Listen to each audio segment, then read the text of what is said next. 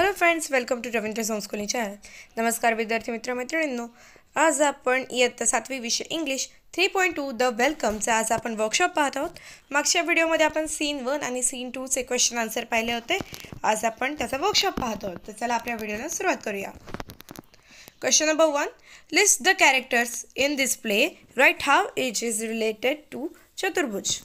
म्हणजेच काय, तर आपण इथे लिस्ट तयार करायची त्या कॅरेक्टर्सची जे या प्लेमध्ये म्हणजे या नाटकात आहेत आणि ते प्रत्येक जणाचं रिलेशन चतुर्भुजशी काय आहे ते लिहायचं आहे. कॅरेक्टर्स पहा. नीलरतन रिलेशन काय आहे तर विलेजर आहे, तो गावातलाच माणूस आहे. दुसरा आहे जमीनदार पण गावातलाच आहे. सातू हा फॅमिली मेंबर आहे त्याचा. मेड वर्कर आहे घरातली. Mother family member. Little boy जो आहे तो पण त्याच्या घरातला आहे. ऑन्टसुद्धा घरातली आहे. लिटिल गर्लसुद्धा घरातली आहे. हारीसुद्धा घरातला आहे. आणि सदुचरण आणि परण हे दोघे जे आहेत तेच गावातले आहेत. Question number 2.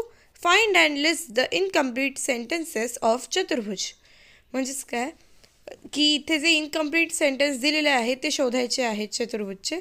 चतुर्भुज बोलत असताना त्याची ते अर्धवट राहिलेली वाक्य होती ती लिहायची आहे शोधून. पहिलं म्हणजे directly after MA exam were over I, इथे अर्धवट राहिलं होतं. दुसरं म्हणजे this year the exams were very. तिसरा bought it the subject I would offer.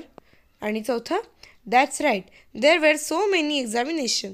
ही जी त्याची वाक्य होती ती सगळी अर्धवट राहिली होती, त्याला पुढे बोलता येत नव्हतं. Question number 3. Form groups, discuss and write what Chaturbhuj would like to hear from the following people.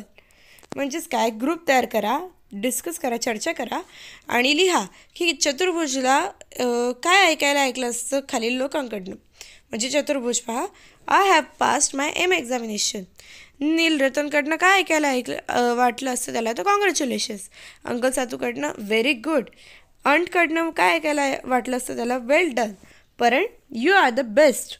Zamindar pat on the back म्हणजेच काय पाठीवर थोपटलं असतं तर. मदर म्हणजे यू आर द बेस्ट. आणि सदुचरण गुड जॉब. हे त्याला चतुर्भुजला ऐकायला आवडलं असतं. Question number 5. Form pairs. Each person in the pair writes down a simple story, news items, reports, etc. Then one of the partners tries to tell it to the other person. The other person shows through gesture that he is not interested by yawning, looking away, frowning, doing something else, etc. म्हणजेच काय, तर group pair तयार करा, एक दोघांची जोडी तयार करा. प्रत्येक माणसाला त्या जोडीतल्या एक सिम्पल स्टोरी किंवा न्यूज आयटम, रिपोर्ट एक्सेट्रा काहीतरी लिहायचं आहे. तर दुसरा पार्टनर जो आहे तो त्याला सांगायचा प्रयत्न करेल.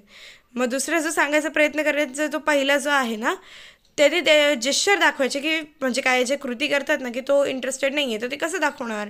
तर जांभई देऊन, इकडे तिकडे दुसरीकडे लक्ष देऊन किंवा काहीतरी दुसऱ्या गोष्टी करणे ज्याला पहिला जो त्याला सांगतोय त्याला वैतागेल असं. तर how to be a good listener म्हणजे चांगलं ऐकणारं कसं बनावं.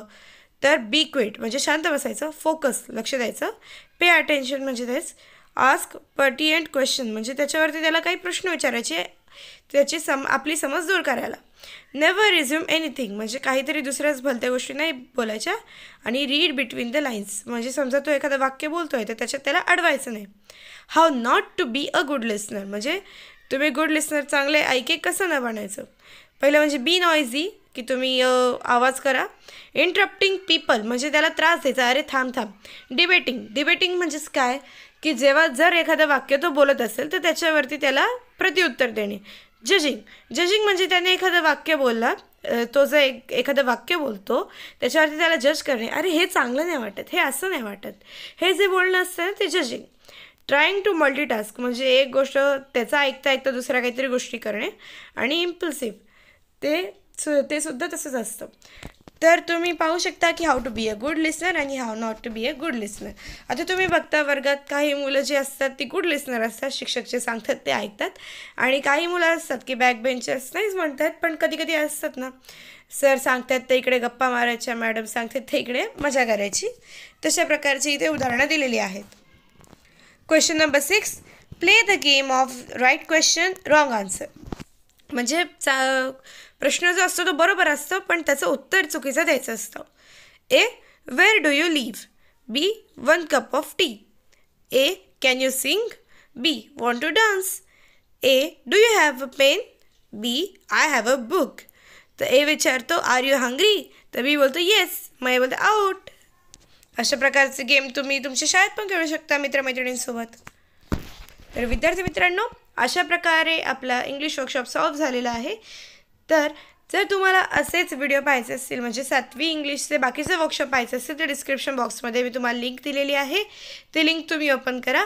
आणि जर तुम्हाला 7वीचे बाकीचे विषयाचे वर्कशॉप किंवा स्वाध्याय बघायचे असतील, तर तुम्ही रवींद्र होमस्कूलिंग चॅनलमध्ये जाऊन प्लेलिस्ट सेक्शनमध्ये जाऊन तुम्ही 7वीची प्लेलिस्ट चेक करा. तिथे तुम्हाला हवे त्या विषयाचे हवे ते स्वाध्याय आणि वर्कशॉप मिळतील.